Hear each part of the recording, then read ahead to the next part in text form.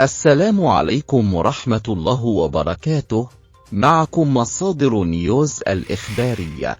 كشف موقع ذا أناليست المتخصص بإحصائيات كرة القدم عن توقعاته بشأن مواجهة منتخبي المغرب وفرنسا، حيث قال إن نسبة فوز فرنسا تصل إلى نحو 64.3% مقابل نحو 13% لأسود الأطلس. أما نسبة انتهاء الوقت الأصلي بالتعادل بين المنتخبين والمرور للوقت الإضافي فهي 22.7%.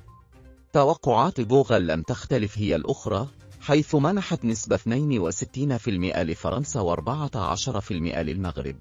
وقال المدرب وليد الكراكي يوم أمس إن لمنتخب فرنسا لاعبين ذوي جودة ومدربهم هو الأفضل في العالم، مضيفاً: سنحاول أن نخلق المفاجأة.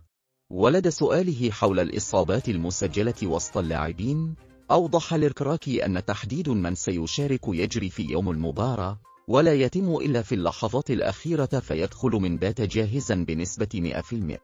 من جهته، أكد مدرب المنتخب الفرنسي ديديه ديشان أنه سيجد حلا للصلابة الدفاعية المغربية، قائلا: المنتخب المغربي لديه القدرة على الدفاع بشكل جيد للغاية. وتابع: يجب ألا نختزل المغرب بالشق الدفاعي فقط، وإلا ما كانوا ليصلوا إلى هنا. رغم ذلك هم المنتخب الأفضل دفاعيا، وعليه سيكون هدفنا خلق صعوبات لهم من أجل التسجيل.